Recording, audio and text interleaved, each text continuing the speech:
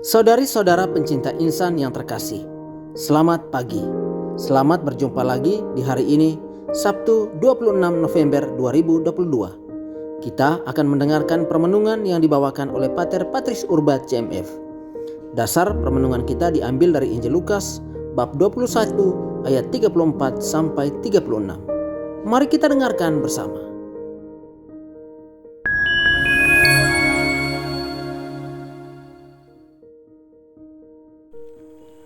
Saudara-saudari sekalian, pencinta insan, dunia dan segala isinya memberikan tawaran-tawaran yang menarik setiap saat dan setiap waktu. Tidak jarang tawaran itu muncul seperti malaikat yang kelihatannya suci murni, tetapi mengandung dengki dan kelicikan. Di lain sisi, ia juga datang seperti halnya sesuatu yang biasa, yang kita remehkan, tetapi lambat laun mengarahkan kita sekalian untuk menjauh dari kebaikan dan asik dengan intrik-intriknya. Oleh karena itu, adalah baik jikalau kita mawas diri. Pencinta insan sekalian, Yesus dalam Injil hari ini menasihati para muridnya untuk berjaga-jaga. Yesus membicarakan hal ini setelah mengatakan kepada para pendengarnya tentang ketidakkekalan Yerusalem, yang mana menjadi simbol berakhirnya keangkuhan sejarah manusia. Tindakan berjaga-jaga menjadi undangan yang tidak hanya ditujukan kepada mereka yang percaya, tetapi juga kepada siapa saja. Di dalam ayat pertama dia mengatakan, "Jagalah dirimu supaya jangan dibebani oleh pesta pora dan kemabukan, serta kekhawatiran." Beban yang dimaksud pada penggalan ayat ini sebenarnya mengacu pada sesuatu yang secara khusus mengancam orang-orang kaya dan orang-orang yang hatinya sungguh melekat pada harta benda. Lukas memang sedikit anti terhadap kekayaan, sejauh kekayaan itu membutakan orang, menutup mata manusia terhadap nasib dan kebutuhan orang lain.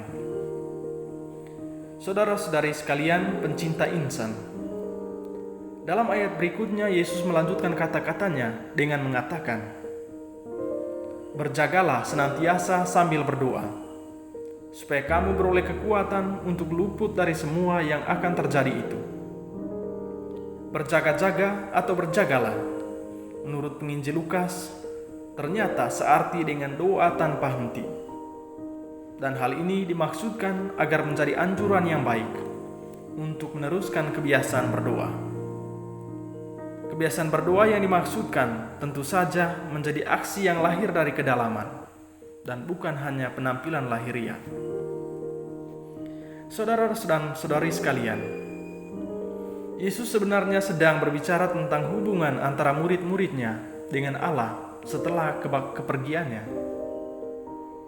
Hubungan dengan Allah yang efektif itu mungkin melalui doa, karena doa bagi orang Israel sama artinya dengan melihat wajah Allah dan mengalami keselamatan.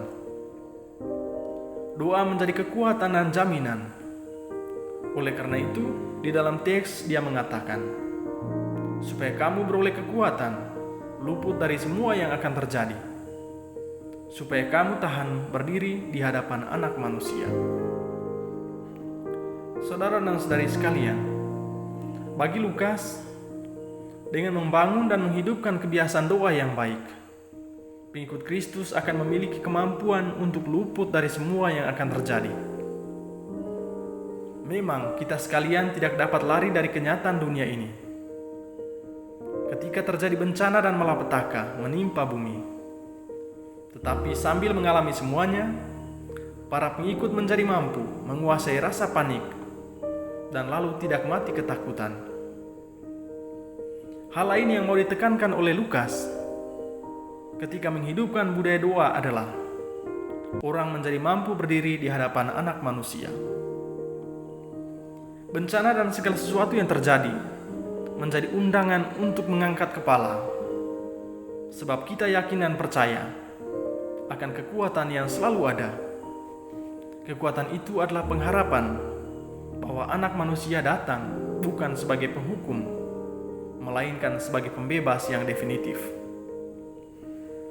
Saudara dan saudari sekalian, dengan mengenal dan mempercayai kekuatan ini, penginjil Lukas mau menegaskan kepada kita sekalian bahwa pengharapan itu mesti ada.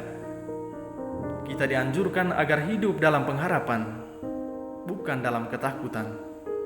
Sebab Anak Manusia adalah juru selamat dan bukan hakim yang mengadili. Mari kita menaruh harapan kita sepenuhnya pada Allah. Dan semoga Tuhan senantiasa membantu kita sekalian.